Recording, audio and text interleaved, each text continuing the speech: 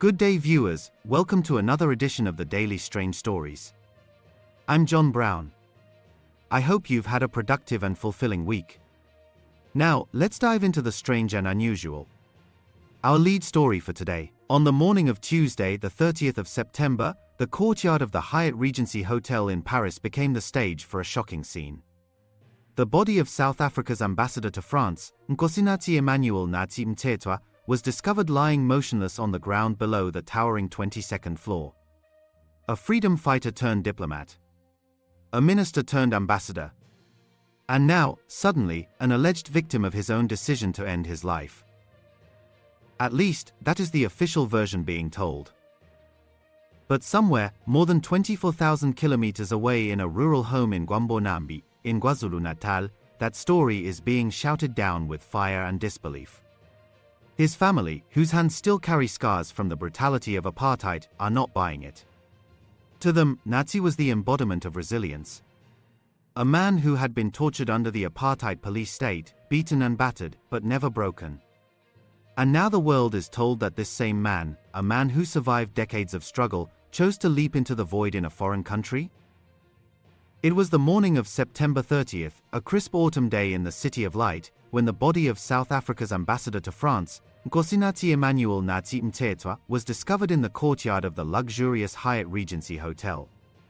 He had plummeted from the 22nd floor, his life extinguished in an instant.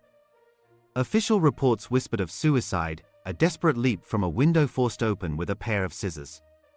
But for those who knew him, for his grieving family back in the rolling hills of KwaZulu-Natal, this narrative rang hollow, like a poorly scripted play masking a darker truth.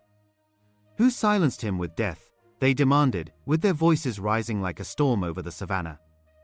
The Mthethwa family, breathing fire in their rejection of this mysterious suicide story, insisted that Nathi, a warrior forged in the fires of apartheid resistance, would never have chosen such an end.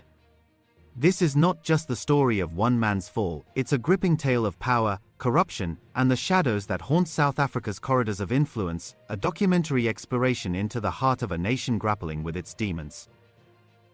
Nathi Mthethwa was no ordinary man. Born in 1966 in the rural heartland of KwaZulu-Natal, he emerged from the crucible of apartheid as a symbol of unyielding defiance. As a young activist, he joined the African National Congress, ANC, the liberation movement that would topple the racist regime and usher in democracy. Mthethwa endured torture, imprisonment, and the relentless brutality of a system designed to break the spirit of black South Africans. Yet, he never wavered. He was tortured. He never backed down, his brother, Khumalo, would later recount, painting a portrait of a man whose resilience was legendary.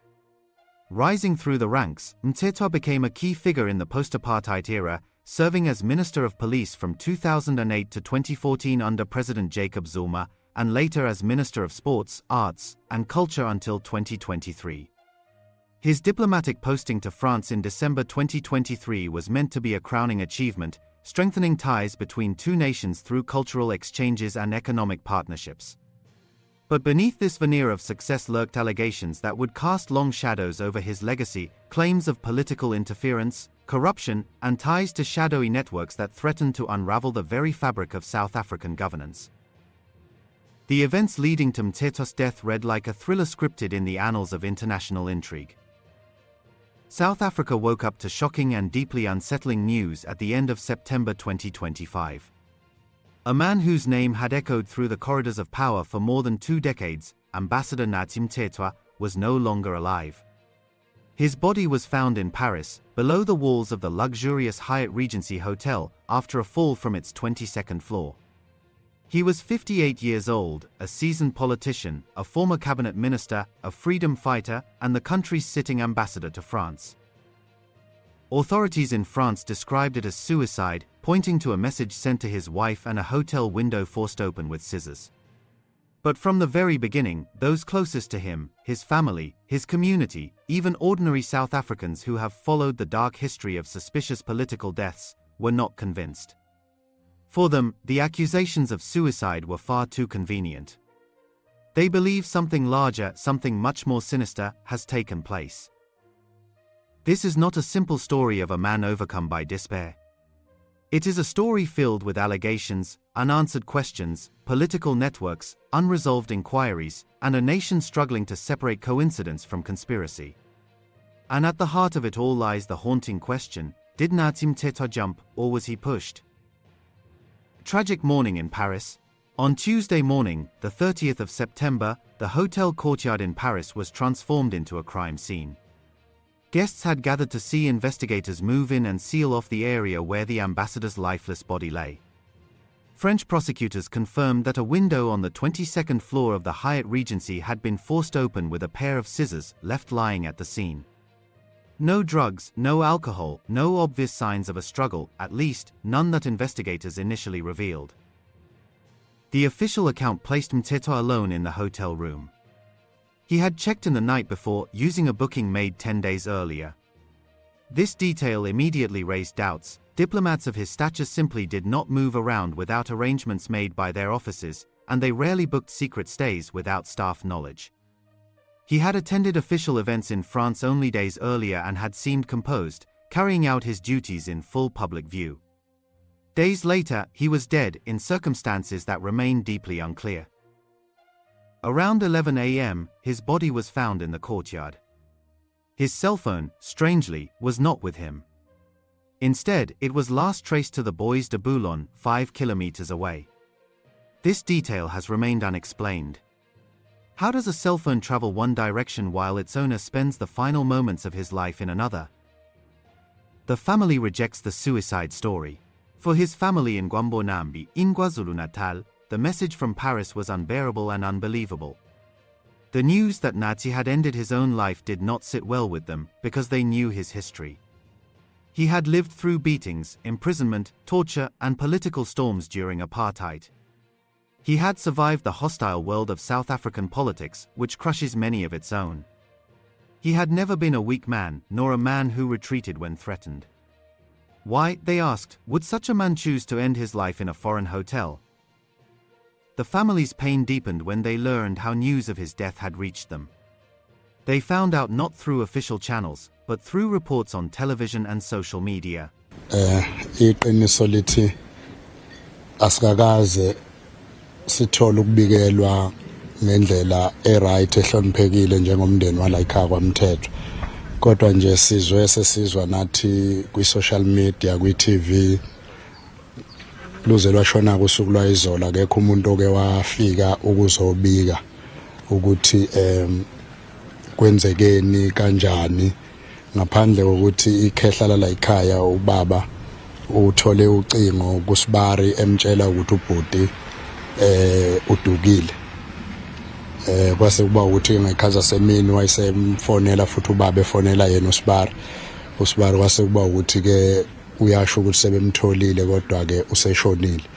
Njengeqembu le-ANC okuyilona engicabanga ukuthi ube kade lisebenzele kusukela ebunganeni bakhe, ngicabanga ukuthi besilindele ukuthi emveni kwaleza ndaba esizwile likwazi ukungena la ekhaya lisicacisele ukuthi kwenzekeni kanjani.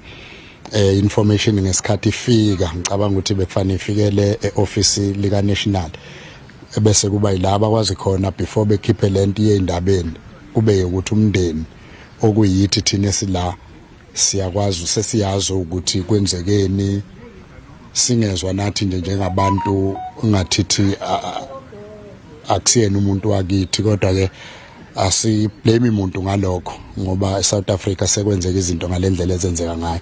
Kodwa iqiniso lithi siyafisa namanje futhi dadewethu ukuthi iqembu lakhe umfowethu ebelithanda ngenhliziyo yakhe yonke, ebelisebenzela, siyafisa ukuthi lixhumane nathi njengomndeni, lisibeke esithombeni nje ukuthi kwenzakalani, ngoba okunye kungesikwazi ukukhuluma nje manje noma ngisengikhambela phambili ukuthi kungabe kuhlelwana ukusuka manje kuya phambili. Asiwazi ukusho lutho because silinde iqembu kube ilona elifikayo bese lisitshela ukuthi selizombuyisa ngale kulunini usuku lokumbuyisa, and then kunini ke la ungaqala khona ukukhulunywa indaba yokuhlelelwa komngcwabo. Ngiyabonga.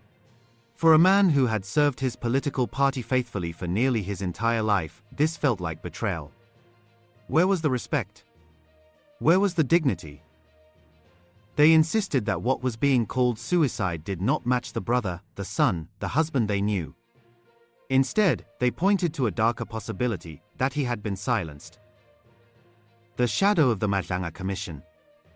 To understand why his death is drenched in suspicion, one must return to the events just days before. South Africa had been shaken by testimony at the Madlanga Commission of Inquiry. This judicial inquiry, similar in scope to the earlier Zondo Commission, was digging through allegations of corruption, political interference, and the cancer that had rotted the criminal justice system for more than a decade. On Thursday, the 26th of September, only 4 days before the death, Mthethwa's name appeared on a list of 33 individuals who would be required to appear before a parliamentary ad hoc committee. Testimonies placed him at the center of troubling allegations. Former and current police officials claimed that when he was police minister, he tried to shield senior intelligence boss Richard Mdluli from disciplinary action. The accusation was clear: he had interfered in justice to protect allies. I'm talking about experience I had, was that Mkhwebi had written a first letter and referred to the Inspector General. Inspector General responded back and said, "This is not my terrain." And Mkhwebi write another letter and say, "My final decision." And that was the end of that case. But coming back now to the stopping of a disciplinary part, because although they are saying this in court, but disciplinary is within my control, I'm not going to stop it, not unless they write to me and they say I must stop. Inspector General, remember I said, commissioners, is the one who have an oversight role within the 6-rand fund account. So what she says to me in black and white, I must believe it, because she's the one who's responsible for monitoring the abuse of this fund and whether it is used according to the rules set out within the intelligence space. So before I left with her to the house, I told the minister that I'm done acting. If you think me being the acting national commissioner, I must now bow down to the wrong illegal instructions that you're giving me. His words was, "I didn't appoint you, it's the president that appointed you." So I told the president, "I'll go and meet with him, but I'm done acting." So I went to the Inspector General's office, and I don't know whether it's my ancestors or whatever that helped me, because the letter that she had written me first, that cleared Mdluli and said I must charge the CFO, which she later withdrew, she did not destroy the letter. She archived that letter. And she issued me another letter which contradicts that one. Remember, the first letter said Mdluli is clean. Now that she's giving me another letter that talks about the case, she's saying, no, Mdluli is not clean. He must go to court. So those two letters are contradicting each other. But instead of destroying the first letter, she didn't. She archived it, and she withdrew that from the archive. She gave it to me. So I took that and I walked, contacted the president, and I told the president, I'm done acting. Then the president said, no, I'm going to get someone. And I went to meet management. I told all the generals, I said, prepare your exit, because whoever is going to come is going to deal with you harshly. And indeed, that's what happened, commissioners. The general Pierre was appointed, and I was made to go and sit at home in Montana for the whole year, which was fine. From 2008 to 2014, he was Minister of Police. From 2014 to 2023, he served as Minister of Arts and Culture, which was later expanded to include sports. He survived countless cabinet reshuffles under Presidents Zuma and Ramaphosa. In December 2023, after being dropped from cabinet, he was appointed South Africa's ambassador to France, a diplomatic post signaling trust despite his controversies. But wherever he went, questions followed. He was accused of weakening police morale, of shielding questionable figures like Richard Mdluli, of proposing vanity projects such as a 22 million rand national monument flag during a struggling economy, and of mishandling the creative sector during the COVID-19 pandemic. Activist groups called for his resignation more than once. Still, he was a survivor in politics. Which again deepens the strangeness. How could a man who withstood torture under apartheid, public humiliation in commissions, and political storms at home, suddenly break to the point of forcing open a hotel window and jumping? The scissors, the message, and the silence. 3 details form the crux of this story. The first is the scissors. Why would a man, intending to end his life, need to violently force open a hotel window safety mechanism? Most modern hotels deliberately limit window openings to prevent accidents like falls. For the window to be opened fully required force. This oddity leaves room for doubt. Was he the one who forced it open, or was it forced open by someone else? The second is the message to his wife. Authorities claimed he sent a note apologizing and expressing intent to end his life. Yet beyond this, nothing about its exact wording, tone, or authenticity has been publicly shared. Some reports say French media interpreted it as a suicide note, others highlight inconsistencies. If this was meant as his farewell, why book the hotel 10 days earlier, as if planning something calculated? Why, too, was his phone last traced kilometers away from the hotel? The third is silence about who else might have known him to be at that hotel, silence from South African government channels who did not update the family respectfully, silence on surveillance footage which could show movements in those hotel corridors. The pattern South Africans know too well. This is not the first time a person tied to corruption, or its exposure, has died under questionable circumstances in South Africa. The country has witnessed whistleblowers gunned down in their driveways, auditors assassinated, witnesses simply vanishing or collapsing under mysterious health events right when their testimony was scheduled. Babita Deokaran, gunned down in Johannesburg after flagging suspicious financial transactions. The countless threats against journalists pursuing state capture stories. Investigating officers sidelined or intimidated. For many South Africans, Mthethwa's death simply fits too neatly into this haunted pattern. Suicide or silencing? If suicide, then one must understand the scale of pressure on his shoulders. He was facing a looming commission appearance, potential disgrace to his name, exposure of financial scandals, whispers linking him to one of the largest criminal cartels in the region. For someone who had built an image of loyalty to the ANC and service to the state, such revelations could cause immense psychological breakdown. His last message could then be read as a personal collapse. If silenced, however, the logic is equally sharp. With knowledge that could have implicated others, with links to sensitive intelligence matters, with his name placed suddenly on official witness lists, he was a danger to those in power. What better way to neutralize a threat than to remove it entirely and allow ambiguity? Was it his choice, or was it murder? This ambiguity itself is power. It spreads fear among those still alive, especially others with testimony to give. Compounding the drama was the sudden illness of Lieutenant General Dumisani Khumalo, the SAP's crime intelligence boss, who had just exposed what he called the Big Five, South Africa's most sophisticated drug cartel, a hydra-headed operation with international tentacles. Khumalo named two lower-ranking leaders, Katiso Molefe and Vusimuzi Madlanga, both now languishing in jail on charges of murder, money laundering, and conspiracy.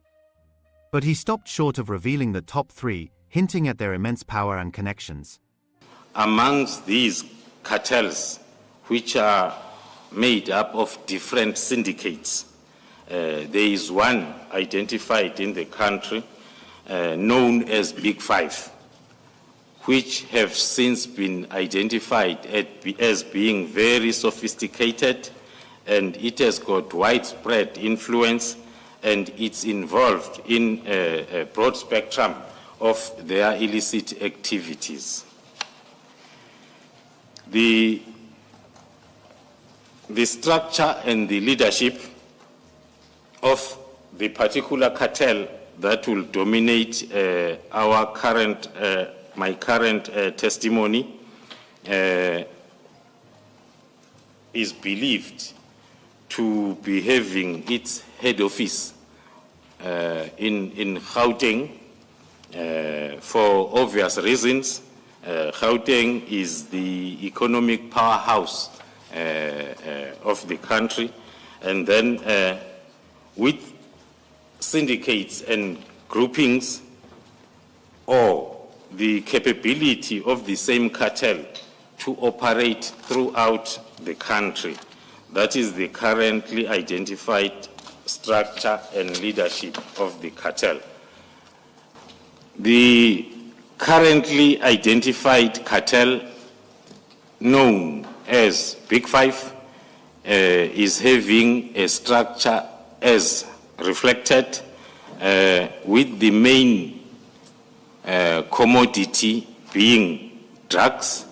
This is an ongoing project investigation from the identification of the Big Five, the progress made, Those that are mentioned, reflected there in their boxes or positions, they've already been addressed, being a Mr. Katiso Mulifi, as well as a Mr. Vusi Muzi Matlala, and then the other three are still being addressed.